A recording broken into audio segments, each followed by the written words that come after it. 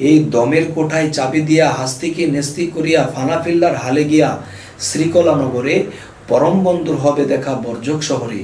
এই মরা হইয়া ধরছে যেজন লাগ পাইয়াছে অধরারে, এবার সুলতান নাসিরা মোকামে জলি এবং খফি দুয়ের শনে গেলে দেখতে পাবে ধ্যানে মুর্শিদকে নজরে। আপনাকে হারাইলে পাওয়া যায় মাসুকেরে, এবার মুর্শিদ রূপ মিশিলে পরে তারে দেখিতে পারে। আরশিতে ছবির মতো নিরঞ্জন কয় তারে। হে জগতবাসী, যদি আমাকে দেখতে হয় তাহলে আয়নার প্রয়োজন। তাহলে পীর মুর্শিদ ভক্তের আয়না যেজন নিজকে দেখেছে।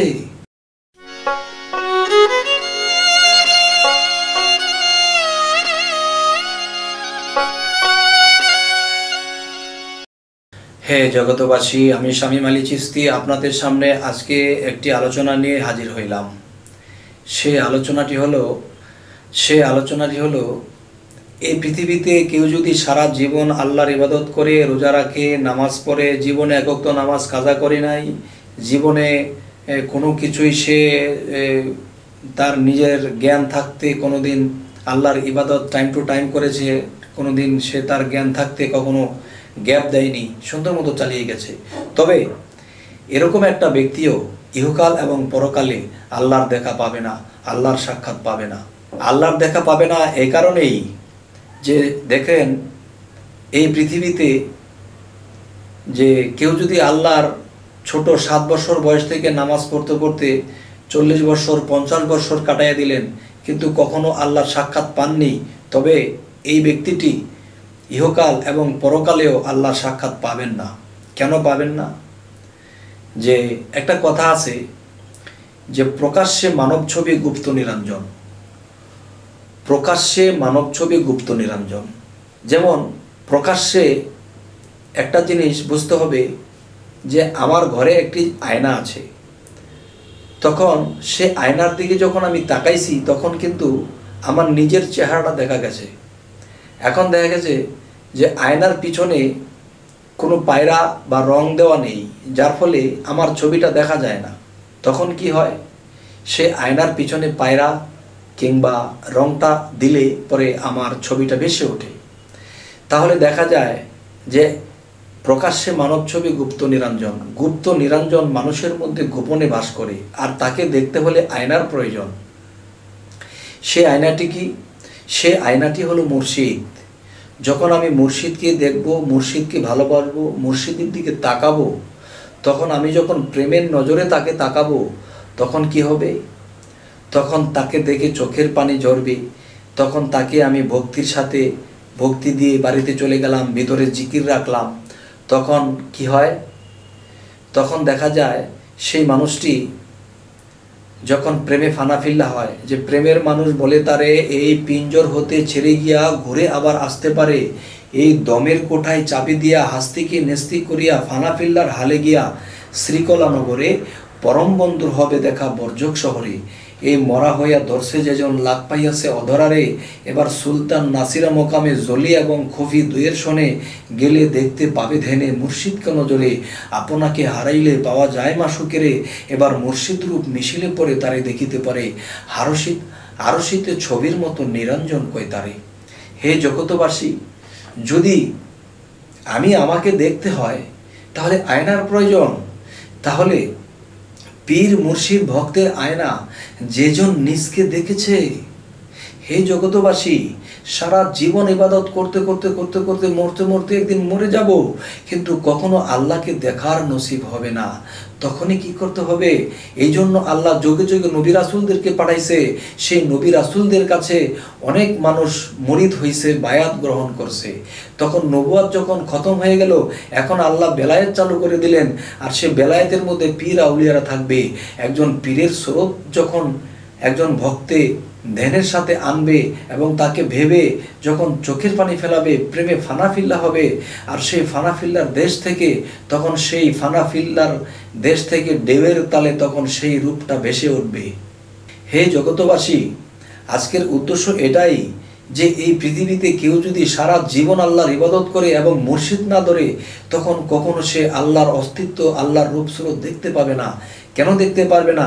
কারণ আমি একটা উদাহরণ দিলাম যে আয়না যদি সামনে না থাকে তাহলে আমার নিজের স্বরূপ যেরকম কখনোই দেখা যাবে না, তেমনি মুর্শিদ রূপকে যদি কেউ আয়না করতে না পারে, বায়াত হয়ে এবং তার দেওয়া সাধনা, তার দেওয়া কর্ম করতে হবে, এবং মুর্শিদকে যখন আয়না বানাবে তখন সেই আয়নার মধ্যে ময়না আসবে, সে ময়না কথা বলবে, সে ময়না আপনার খাঁচায় বন্দি, কিন্তু তাকে আপনি যখন আপনার খাঁচা থেকে মুক্ত করতে পারবেন সাধনা দ্বারা, তখন আপনি নিজেও মুক্ত হয়ে যাবেন।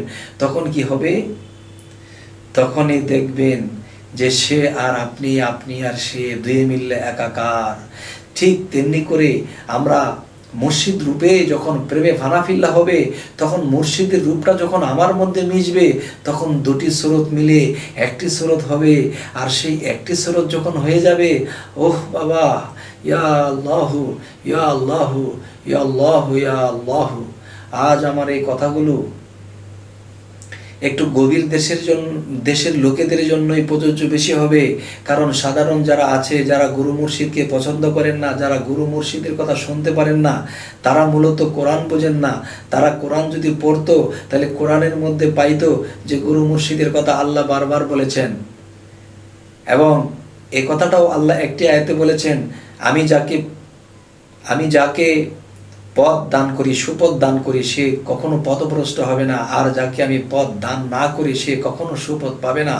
হে জগতবাসী, তবে আমরা চাইব অবশ্যই আল্লাহর সুপথে থাকতে।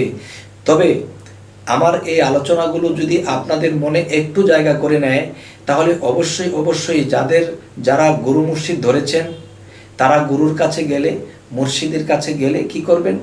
যে ছোট বাচ্চার মতো হয়ে যাবেন, ভক্তি পূর্ণ থাকবে এবং জ্ঞান শূন্য হয়ে যাবেন। যদি জ্ঞান থাকে, দুটা কথা জানতে চাওয়ার জন্য বলবেন, জানার দরকার হবে না বাবা। যখন আপনি ভক্তির দেশে থাকবেন, তখন কি হবে? আপনার মাথাটা যখন নিচের দিকে যাবে, তখন গুরুর মাথাটা যখন উপর দিকে থাকবে, তখন একটা উদাহরণ হলো, একটা খালি কলসি আর একটা ভরা কলসি। এখন দুটো কলসি যদি সমানে রাখা হয়, তাহলে এই কলস থেকে এই কলসে কখনো পানি আসবে না। আর যখন একটা কলস খালি থাকে আর একটা ভরা থাকে, তখন একটা কলস যখন নিচে থাকে, তখন আরেকটা কলস কাত করলে সেই নিচের কলসে যাবে। ঠিক কেউ যদি গুরুকে অন্তরের অন্তঃস্থল থেকে ভক্তি দিতে পারে, তখন গুরুর যে ভিতরের যে কিছু আল্লাহর পাওয়ার, আল্লাহর যে কিছু কঠিনভাবে কিছু কামাই করা হৃদয়ের ভালোবাসা বা কিছু আধ্যাত্মিক শক্তি, রুহানিয়াত জগতের শক্তি, সেগুলো কিছুটা ভক্তের মধ্যে সেখানে গমন করবে, সেখানে প্রবেশ করবে। তখন কি হবে? তখন ভক্তের মধ্যে তখন আরো প্রেমে ফানাফিল্লা আসবে। তখন সেই ভক্ত আস্তে আস্তে উপরের দিকে উঠবে। এমন হয়তো আস্তে আস্তে দেখা যায় সে ভক্তটি আল্লাহর দেখা পেয়ে যাবে। কেননা ভক্তির মাধ্যমে মুক্তি লুকানো আছে। যত হবে ভক্তি, ততই তার প্রেমের শক্তি, এরপরে আল্লাহ তার ভাব করে দেবে মুক্তি। এই আত্মার মুক্তির জন্য এই পৃথিবীতে কত মানুষ ঘুরতেছে, পায় না, কত সাধনা করছে, পায় না। যখন সেই ভক্তি গুরুর চরণে দিয়ে দিয়েছে যে হে গুরু, আপনি তো গুরু নয়, হে গুরু আপনি তো শুধু পীর নয়, আমি আপনাকে পীর গুরু হিসাবে মানি না, আমি মানি আমার রাসূল আমার সামনে আছে। আর আমার রাসূল নয়, আমি মনে করছি আমার খোদা আমার সামনে আছে। হে জগতবাসী, শরীয়তের কোনো লোক যদি আমার এই ভিডিওটি দেখেন, তারা হয়তো বুঝবেন না, তারা মনে মনে খিতখিত করবেন। আসলে আমার এই কথাগুলো কোরআন ও হাদিস দিয়ে আমি প্রমাণ করে দেব যে দেখেন, এই প্রেমের মানুষ বলে তারে এই পিঞ্জর হতে ছেড়ে গিয়া ঘুরে আবার আসতে পারে। দমের কোটায় চাবি দিয়া হাস্তিকে নেস্তি করিয়া ফানাফিল্লার হালে গিয়া শ্রীকলা নগরে পরম বন্ধুর হবে দেখা বর্জক শহরে। এই মরা হইয়া ধরছে যে যেমন লাগ পাইয়াছে অধরারে। এবার সুলতান নাসিরা মোকামে জলি এবং খফি দুয়ের শোনে গেলে দেখতে পাবে ধ্যানে মুর্শিদকে নজরে। আপনাকে হারাইলে পাওয়া যায় মাসুকেরে। এবার মুর্শিদ রূপ মিশিলে পরে তারে দেখিতে পারে আরশিতে ছবির মতো নিরঞ্জন কই তারে। হে জগতবাসী, জানি না আমার এই কথাগুলো কার অন্তরে গীতবে, আর জানি না এই কথাগুলো কারো মনের মধ্যে হেডের সৃষ্টি করবে বা আমার প্রতি ঘৃণার সৃষ্টি হবে। তবে আশা করব যদি কারো এই কথাগুলো ভালো লাগে তাহলে আমাদের এই চ্যানেলের কথাগুলো পেতে আপনারা সাবস্ক্রাইব করে রাখুন, আরও কথাগুলো পেয়ে যাবেন। আর যদি কারো খারাপ লাগে তাহলে আমাকে কমেন্টে জানাবেন আপনার এই কথাগুলো আমার ভালো লাগেনি।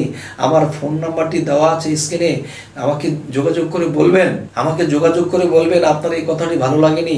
তাহলে বাবা আমার এই কথাগুলো কোরআন ও হাদিস দিয়ে আমি প্রমাণ দেওয়ার চেষ্টা করব। হে জগতবাসী, সকলের সামনে আজ এই কথাগুলো বলে রাখছি, কারো মনে যদি কষ্ট পায় তাহলে আপনারা কষ্ট নেবেন না এবং গীবত করবেন না, আমাকে জিজ্ঞাসা করবেন, আমাকে আল্লাহ যতটুকু তৌফিক দান করে আমি বলার চেষ্টা করব। তো আজ এই বলেই রাখছি, সকলেই ভালো থাকবেন। আল্লাহ হাফিজ।